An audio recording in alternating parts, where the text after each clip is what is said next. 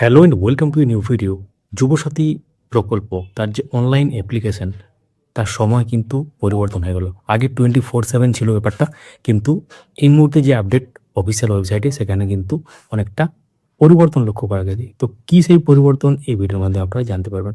সঙ্গে থাকুন, চ্যানেলটিকে সাবস্ক্রাইব করে, বা যারা ফেসবুক থেকে দেখছেন পেজটিকে ফলো করে রাখুন। শুরু করা যাক।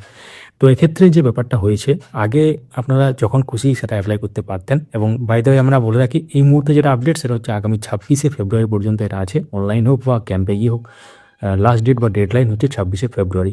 তো এক্ষেত্রে যে আপডেটটা উঠে এসেছে, সন্ধ্যে 7টা থেকে সকাল 9টা পর্যন্ত আপনারা অনলাইন অ্যাপ্লিকেশান করতে পারবেন, এবং যেটা ক্যাম্পে গিয়ে ফিজিক্যাল কপি সাবমিট বা সেক্ষেত্রে তার যে টাইম সেটা কিন্তু একই আছে, সকাল 10টা থেকে বিকেল 5টা পর্যন্ত।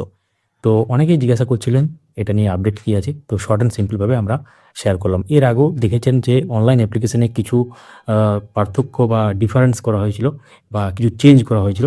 সেটা হচ্ছে ডকুমেন্টের সাইজ। তো আগে ছিল 2 এমবির মধ্যে, তো এখন যেটা নতুন হয়েছে সেটা হচ্ছে 300 কেবির মধ্যে। সমস্ত ডকুমেন্ট যেটা 300 কেবির মধ্যে বেশিরভাগই কিন্তু আছে। তো এক্ষেত্রে যুবসাথী প্রকল্পের জন্য আপনারা কি অ্যাপ্লাই করেছেন, না পরবর্তী ক্ষেত্রে করবেন? তো সেটা কমেন্টে জানাতে ভুলবেন না। অবশ্যই চ্যানেলটিকে সাবস্ক্রাইব করে রাখুন বা পেজটিকে ফলো করে রাখুন। ভিডিওটি লাইক এবং সবার সাথে শেয়ার করতে ভুলবেন না। ধন্যবাদ।